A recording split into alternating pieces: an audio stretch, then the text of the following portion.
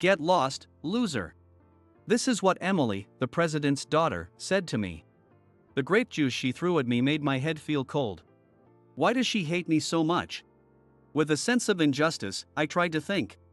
Right now, we're at a friend's party. Since this is a party celebrating 100 years of the company's founding, I don't want to cause any trouble for my friend. I see. But I wasn't going to let it in like this, so before leaving the venue, I decided to get back at her. Later, after consulting with my friend, I decided to take revenge on Emily. Knowing her past brought up some thoughts, but I have things I must protect. Because of this, Emily will face some tough times ahead. My name is Brian Appleton. I just turned 44, a middle-aged man. I'm superstitious and believe in omens, so being often sick recently makes me feel like something bad might happen. I run a food company. I think of myself as just an ordinary person, but thanks to the people around me, I've risen to a decent position. I'm good at thinking things through, but I'm not great at paperwork, so why don't you become the president and start the company? In return, I'll develop great products. I have a lot of followers on social media, but I get too nervous to show my face. I can't attract new followers anymore.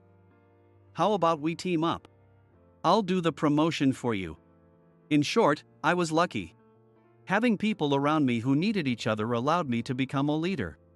Since elementary school, I was often tasked with taking care of the younger kids in the neighborhood, so it was almost inevitable. Brian, could you take care of my kid? Sorry, Brian, my daughter likes you, could you help her with her studies?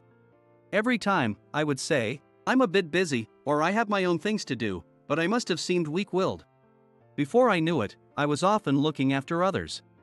As a result, I now work hard as a president.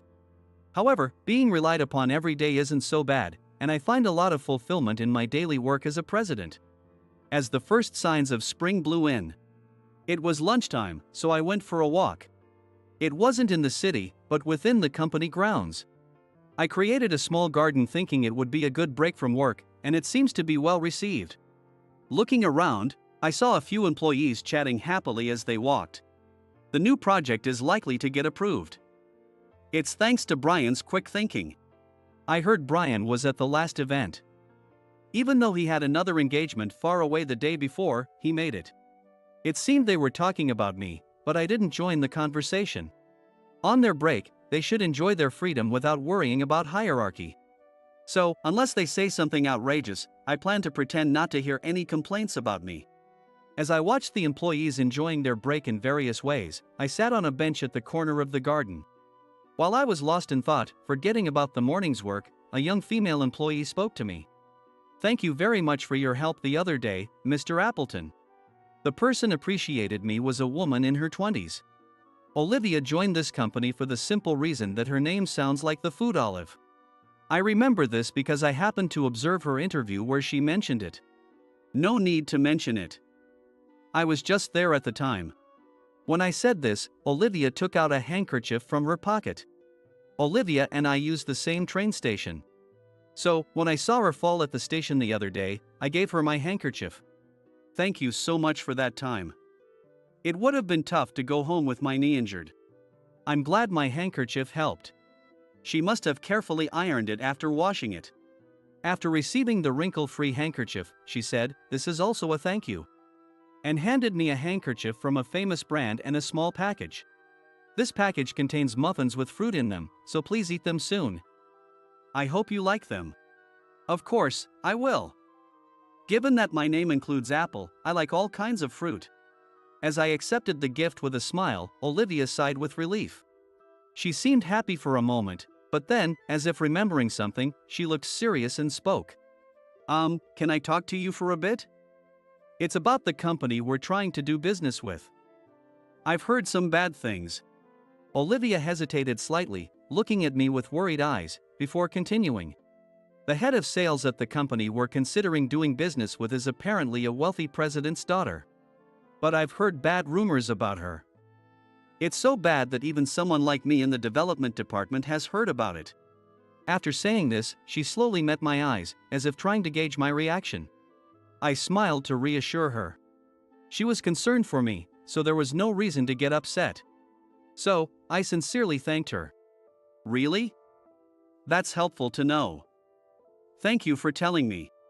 When I thanked her, Olivia seemed relieved and left. The person she mentioned is probably Emily.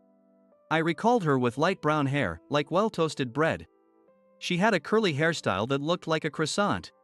She was a classmate from high school, and now she works as the president's daughter at a food processing company her parents run. She became a department head through connections, but she isn't doing well at her job. For some reason, she has always seen me as an enemy and used to pick fights with me every day in high school, leaving me with no good memories. One particularly memorable thing she said was, "Just because I bought 2 juices, why should I give you 1? When I said I treat you, I meant the air around here." She asked what juice I wanted and bought it right in front of me, so anyone would have misunderstood in that situation. There's no way someone as mean as her could function properly in society. Emily is now regularly discussing business with our employees, but I hope it doesn't become a hassle. A few days later, just before lunchtime, working in the office, I was facing a headache-inducing situation. I had a feeling, and sure enough, she's been doing whatever she wants. Remembering what Olivia told me, I decided to be cautious during meetings between Emily and our employees. So, when I heard from reception that Emily had arrived, I stood outside the meeting room door, listening in. Holding my head, I strained to hear the sharp, angry voice from inside the room. "I come here as the president's daughter, and this is the best you can do for hospitality? However, we did our best to find the finest sweets for you. The coffee is awful too. Are you just serving any random stuff commoners drink?" The conversation had been like this the whole time.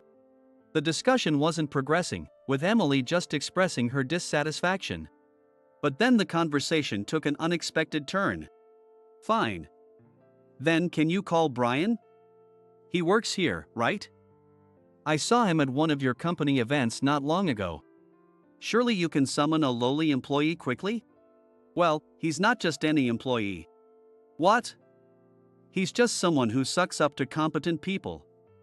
He can't have any significant responsibilities. Hurry up and call him." It seems Emily doesn't know my position.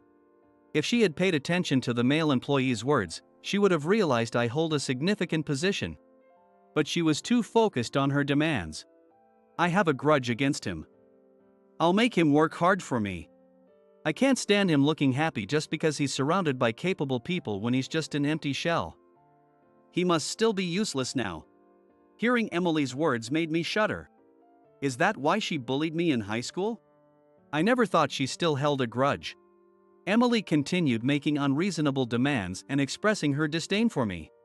With her behavior, the negotiations were going nowhere. After wasting an hour, Emily finally left. If we don't deal with her soon, our employees will just be forced to cater to her whims. So, I decided to reach out to an acquaintance for some advice. A few nights later, I went to the pub where I was meeting a friend to discuss the situation about Emily. Entering the lively pub, I saw my friend already there, waving and calling my name. "Hey, over here. Long time no see, Brian." His face was already red from drinking. His name is Alex, and he had a friendly smile. We met in middle school at a swimming school. We never attended the same school, but we saw each other often at lessons. He's about my age, just a few days younger. Sorry to jump right into it, but can I ask for your advice? It's about this president's daughter. I greeted Alex, ordered some appetizers, and began explaining the situation. After listening to my story, he took a bite of the chicken that a waiter had brought and then began to speak. Sounds like you're having a tough time. Well, Emily looks decent, but her personality is problematic, so it's no surprise. You know her? Yeah. I haven't mentioned it before, but she was a classmate in middle school. Alex seemed to remember Emily vividly. She was always flaunting her wealth. When she went swimming, her hair looked like a croissant, and she looked like a goddess, but when she talked, she was scary as hell. Despite his complaints, he seemed to occasionally praise her. Maybe he had a crush on her back then. Should I avoid bringing that up? While I pondered, Alex continued. She was a troublesome girl even back in middle school. When we treated her to juice, she stomped on it. I wondered why she'd do that. But knowing her past, it makes sense. Alex looked serious as he reached for a glass of water instead of alcohol. After wetting his lips, he spoke again. Emily's dad was the president of a cheap beverage company. He aimed to provide affordable drinks for everyone. But the company went under because it wasn't profitable. Their family fell apart and they divorced. Emily was taken in by her mother. This happened when Emily was in middle school. Alex didn't know much about her earlier years, but it seemed she was relatively normal before the divorce. I had no idea Emily had such a past. However, given her extravagant spending habits in my memory, I found it hard to believe her father's company went bankrupt. Seeing my confusion, Alex added, her mother was quite capable. After that, her mother started a company selling mineral water. She used aggressive business strategies and quickly became wealthy. Then, she handed the company over to someone else and now runs a food company. Given all that, it's understandable Emily would be complicated. Indeed, it's not a simple, good for her situation. Her mother succeeded using methods completely opposite to her father's vision of affordable drinks. And she abandoned the company once it succeeded. I don't know how Emily felt about her father, but it seems enough to explain her troubled personality. Still, thinking about my company and employees, I can't afford to be lenient with her, which brings us back to square one. I came for advice hoping for a solution. As I pondered over a drink, Alex put his hand on my shoulder. My company is having a 100th anniversary party soon.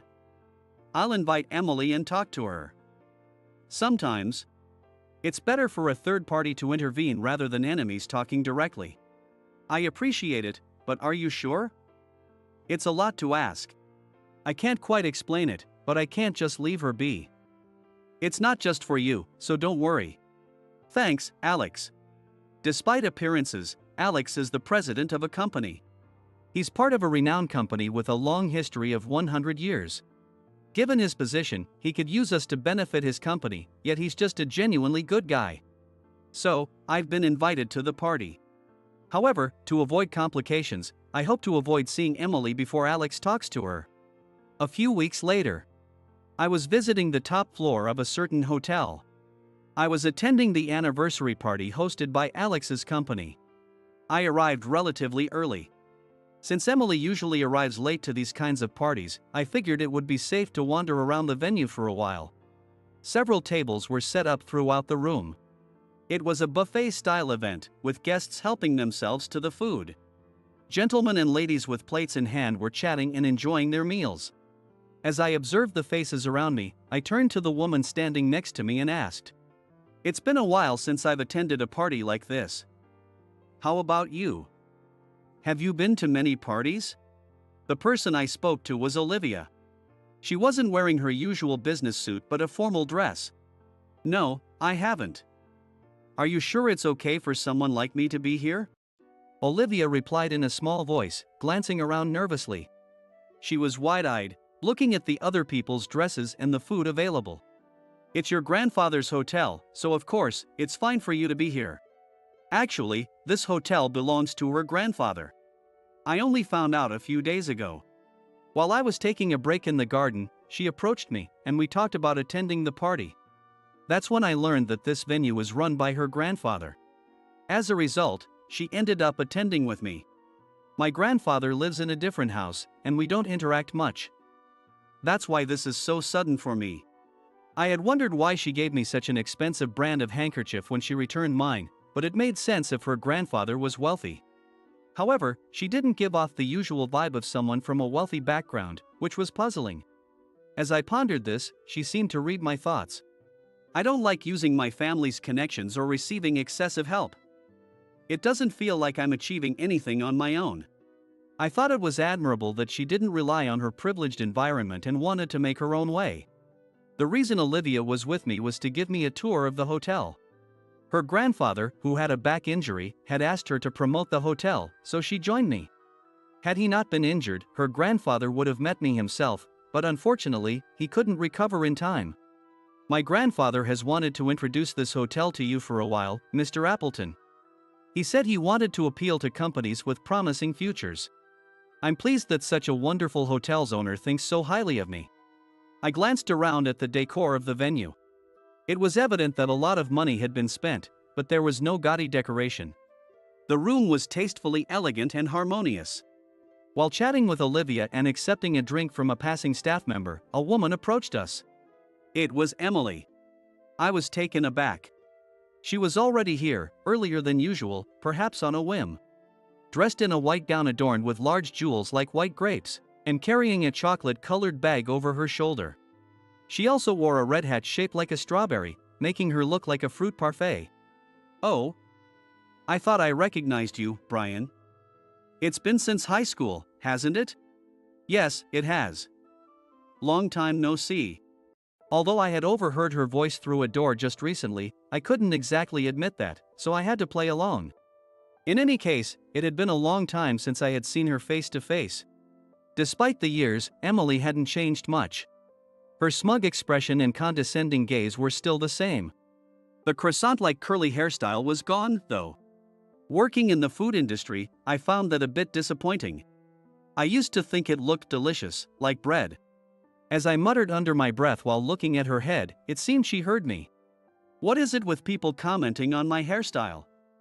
Even Alex said something about it the other day. He asked if a dog had eaten my croissant. What do you all think my hair is? Sorry. If she could tell from those words that it was about her hairstyle, she must have been aware it looked like a croissant even back then. I wondered about it but didn't have the courage to ask. Regaining her composure, Emily poked me in the chest mockingly. "I can't believe someone who can only rely on others is here. Whose errand boy are you? Go back to your master. You still look as poor as ever." She clearly had no idea that I run a company. Emily sneered as she looked at my face. Olivia, standing next to me, muttered, "He's pretty good looking," in a disgruntled tone, which made me feel a bit embarrassed. "What kind of work are you doing now, Emily?" I decided to change the subject. "Unlike you, I'm living a comfortable life every day." Unaware of my intentions, she started bragging. However, she didn't provide much detail. She claimed to be the head of the sales department, but she didn't provide any specific details. All Emily talked about were complaints about her subordinates being incompetent and the annoying remarks from older people. "So, what happened to the geniuses around you?" "Oh, they must have ditched you. You aren't appealing beyond your friends." Getting increasingly irritated, I said, "Can I go now?" "I have things to do," and tried to leave. But Emily followed me. "Why don't you just leave? There's nothing you can do here, you useless person." Her verbal abuse was pushing me to my limit. Olivia, looking upset, finally retorted, "President Appleton is not useless. He helped me when I was in trouble and cares about his subordinates. Even when you were causing trouble for our sales department, he was concerned." Hearing this, Emily snorted and responded to Olivia, "I've seen you wandering around. Who are you? Don't speak out of turn. And this guy, a president? No way. You're being fooled." Olivia looked stern, but when I said, "Calm down," she seemed to relax. However, Emily did not. "Don't try to calm down. Stop being an eyesore. You're unpleasant." She grabbed a glass from a nearby table and poured its contents over my head. "Get lost, loser." I felt the cold sensation and recognized the smell of grape juice. I sensed the stares from those around us. If this continued, it would ruin the party's atmosphere and cause trouble for Alex. So, I decided to leave. All right then. But I wasn't going to leave without a little retaliation. "Since you look like a fruit parfait, I might accidentally eat you if I stay near you." I said this loudly enough for others to hear, and the guests around us stifled their laughter. Before Emily, now red-faced, could respond, I quickly left. After leaving the party, I washed my head in the hotel's bath. Thankfully, the bath was available to non-guests as well. I gave Olivia some money to buy me a change of clothes, but she returned with a stylish outfit that looked like something a model would wear. I didn't care what I wore as long as I could change, but I wondered about her choice. What is this outfit? Is something wrong?" "I thought I picked clothes that would suit you, Mr. Appleton. I'm not a model or anything, but well, okay." She had chosen inexpensive clothes, and although the style made me feel self-conscious, I appreciated the financial consideration. When I changed into the clothes, they were comfortable and surprisingly fitting. It seemed Olivia had a good sense of fashion. As much as I wanted to leave the hotel and return to the office, there were still things that needed to be done. So, I decided to settle down in the hotel's cafe and talk with Olivia. I needed to hear her explain the hotel's details. The bath was really nice. It might be good not just for events but also for company retreats. Really? I'll let my grandfather know. He'll be thrilled. Feeling hungry, I ordered lunch while we discussed the hotel. We talked about the hotel's history, its unique features, the main services offered, and the costs of renting rooms for events. It seemed like a really nice hotel, and I wanted to consider using it actively. While we were talking, Alex arrived. After greeting Olivia, he sat down at our table. I heard from others about what happened. You had a rough time. It seemed he was aware of what had happened to me, but couldn't come to find me immediately because he was busy as the party's host. He apologized with a regretful expression. I got caught up with the guests. I'm sorry. Don't worry about it. I had a good time in the bath. Given his circumstances, I couldn't hold any negative feelings toward him. When I said that, he looked relieved. But when I saw you having a meal in the cafe, I thought you had nerves of steel. Well, I had other things to attend to. Alex looked at Olivia and nodded in understanding. Oh, other things, huh? Like a date with your girlfriend? Why would you think that? It's not like that at all. I looked nervously between Alex, who was giving me a skeptical look, and Olivia, who had turned red and was looking down. Given the significant age gap, it was unlikely Olivia saw me as a romantic interest. Such a comment would surely embarrass her. She was probably blushing from embarrassment. For Olivia's sake, I decided I would clarify things with Alex later. However, there was something else on my mind right now. So, did you talk to Emily? Yeah, I heard most of it from her. She really doesn't like you, does she? I don't get it. I never did anything to her. Alex pondered for a moment before muttering, maybe it's self-hatred. I didn't understand what he meant, so I asked. What do you mean? I don't think we have anything in common. She's probably frustrated because things aren't going well at work, and feels she has nothing to offer besides money. She looked bored at the party. Seeing you, who seems content just with friends, must irritate her. That makes sense. So that's why she hates me. From her perspective, I must look like a man who has nothing but friends. She probably resented me for seeming happy and fulfilled despite lacking personal power. I finally understood her feelings. However, that didn't mean I would quietly endure her insults. I'm not a nobody. I've worked hard to get to where I am now. I know you have. I understand how hard you've worked. But the point is, she doesn't see it. Feeling a bit annoyed, I said this, and Alex put a comforting hand on my shoulder. Olivia also said, I understand how hard you've worked, Mr. Appleton, which helped calm me down. I need to deal with her for the sake of my company and my employees. Then I'll help you. I agree she needs a wake-up call. He then shared with me a way to get back at Emily. Olivia also offered her support, which was reassuring. Alex returned to the party and initiated the first act of revenge, the croissant attack. Emily was delighted to receive a large number of croissants, not understanding the gesture, and happily ate them.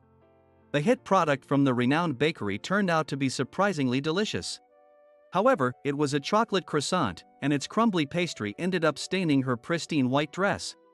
I heard later that Alex joked, "Your dress looks like a chocolate chip parfait," making the guests laugh and angering Emily. A few days after the anniversary party, there was a significant change in my company. We had gained more clients. As a result, our sales team was busier than ever, but I was glad we didn't have to deal with Emily's company. It seemed Alex had introduced my company to the party attendees, leading to this outcome. Olivia also spoke to her grandfather, who agreed to display our company's posters in the hotel. Thanks to that, our company's recognition skyrocketed. Lately, I've been swamped with phone calls. While part of it was due to the sales team being overwhelmed, many high-ranking individuals contacted me directly. So I had to handle those calls myself. By the end of the workday, I was always exhausted. Apparently, word of this reached Emily. Despite having no business with us, she showed up at my company. "Mr. Appleton, there's a woman at reception demanding to see you and causing a scene." "Got it, please bring her to the meeting room." Sorry for the trouble. After instructing the receptionist, I headed to the meeting room. There, I found Emily, her face pale. Her boastful demeanor from the party was gone. As soon as she saw me, she rushed over. "So you really are the president? And of our client company? I heard about it from other company people after the party. Why didn't you say anything then?" "Olivia, the woman with me, mentioned it." "You didn't believe her?" "Well, that's true, but I had been clear about the facts, so I didn't appreciate her acting like I was at fault. However, I felt guilty about eavesdropping on the conversation she had with our sales representative, so I couldn't be too harsh. No matter how unreasonable she had been, that was a separate issue. It was fortunate that I managed to hold back my anger on the day of the party because of that incident." "So, what brings you here?" I got straight to the point. If she was here to apologize, I'd accept it, but that didn't seem to be the case. Emily appeared solely concerned with saving face. "My company is in chaos. Everyone's calling to cancel contracts because they heard what I did to you. Your company's rising fame has made my actions widely known. That's tough, but you brought it on yourself." She was simply reaping what she had sown. I didn't want to believe she was so oblivious to this. As I stared at her, she averted her eyes. After much hesitation, she spoke quietly. "I'm sorry. Please tell them it was a misunderstanding. Tell them we're on good terms." "Why should I? It wasn't a misunderstanding. You harassed us." Hearing my words, she fell silent. Emily trembled for a while, but it seemed she wasn't so lacking in character as to make me out to be the villain here. In a weak voice, she pleaded, "Please, help me. I have no one else to turn to. I'm a useless manager who only has money to offer." Then she asked me properly. While there was likely some calculation behind it, her genuine attitude meant I couldn't justify further retaliation. "I can't secure new business. I'm barely keeping those who want to cancel. I'm getting 100 harassing calls daily, even in my dreams." "Are you truly sorry?" "I'm not lying. Please, believe me." Sighing, I saw that she wasn't faking it and stepped out of the room for a moment. I asked the male employee who was on standby to bring some guest refreshments and waited. A few minutes later, he returned with a tray of croissants, and I re-entered the room. "I probably can't completely fix everything. You'll still have a tough time for a while. If you're okay with that, I'll help you out. I'll try to explain that despite our past, we've managed to build a somewhat good relationship now." "Thank you, Brian." With a bright expression, Emily took a bite of the croissant I offered. Despite it being the same food that had stained her dress, she seemed to really enjoy it. She devoured the croissant with a carefree smile, like a child. For a while after that, Emily had a hard time. I received an email from her complaining, "I barely have time to sleep." But despite everything, she wasn't fired. She still continues to work. People in the company now look at her with disdain for the trouble she caused. She'll face more challenges, but I believe she can handle it now. Alex is also keeping an eye on her, offering help and advice, so she shouldn't go down the wrong path. He still says, "I just can't leave Emily alone for some reason."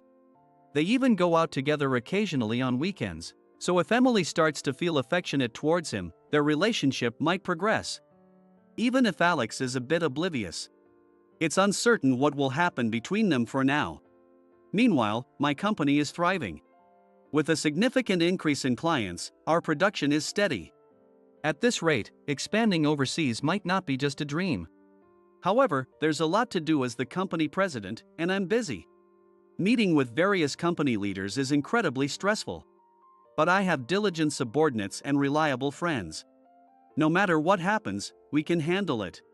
While taking a break after finishing some work, Olivia, who now works as my assistant, approached me. "Mr. Appleton, we have a free day in the schedule this month. How about we go out together?" "That sounds great. I've been working non-stop lately." "Where should we go?" Seeing her smile as she leaned closer made my face turn red. It seemed a 20-year age difference wasn't an obstacle for romance.